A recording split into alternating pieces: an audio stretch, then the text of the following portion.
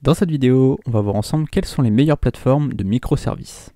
Alors j'en ai sélectionné 3, et la première c'est évidemment Fiverr, c'est la plus connue de toutes, c'est la plus grosse plateforme de microservices au monde, et en fait le concept il est simple, c'est de vendre des services, donc des microservices, des petits services à 5 $.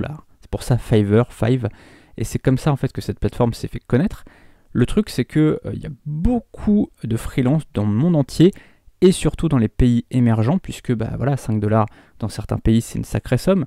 Chez nous évidemment 5 $ ça suffit pas du tout à vivre. Si tu fais une vente par jour évidemment c'est largement insuffisant, mais dans certains pays 5 $ par jour, si tu fais 2-3 ventes par jour c'est franchement pas mal. Donc en gros la commission elle est de 20% par vente, donc si tu fais une vente à 5 $ tu as 20% de commission. Les avantages c'est que c'est une plateforme mondiale, donc si tu as des services dans plusieurs langues, tu vas pouvoir très simplement faire des ventes tous les jours.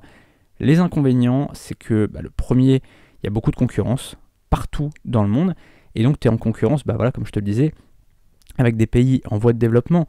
Tu as des gens qui sont de Philippines, du Bangladesh, voilà, des pays comme ça où, comme je te le disais, gagner 10 ou 15 $ par jour, c'est suffisant pour vivre correctement. Et donc, forcément, les tarifs, ils sont tirés vers le bas. Alors, évidemment, tu peux proposer des services plus élevé au niveau des prix, tu peux proposer des options, donc ça va te permettre de gagner un peu plus, mais évidemment, si quelqu'un a le choix entre toi et un freelance à 5 $, peut-être qu'il va choisir plutôt celui à 5 $. En tout cas, c'est un peu la philosophie de la plupart des clients sur cette plateforme-là, c'est-à-dire que tu n'auras pas de gens qui viendront avec un budget colossal et qui viendront pour investir vraiment dans leur business. La plupart des gens qui achètent sur Fiverr et sur les plateformes de microservices, c'est souvent pour faire des économies, pour acheter à bas coût. Alors l'autre inconvénient c'est que tu as très peu de gains. Comme je te le disais, il y a 20% de commission et donc quand tu prends 5 $, que tu retires 20%, ça fait déjà plus que 4 $. En euros, ça fait 3 $ et quelques, 3 € et quelques, pardon. Et quand tu retires les charges sociales et les impôts, il reste pas grand chose. Donc tu vois, c'est pas une plateforme sur laquelle tu vas pouvoir vraiment gagner beaucoup d'argent. C'est plutôt une plateforme que je te conseille pour développer tes premiers business et pour commencer à te faire un portfolio, des témoignages, pour éventuellement trouver des clients qui par la suite pourront t'acheter des produits plus chers, des services plus chers.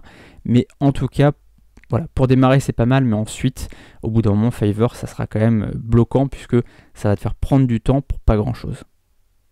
La deuxième plateforme dont je voulais te parler, c'est 5euros.com. Alors 5euros.com, c'est finalement le Fiverr français, c'est une société française qui a adapté Fiverr en France, avec donc des services à 5 €.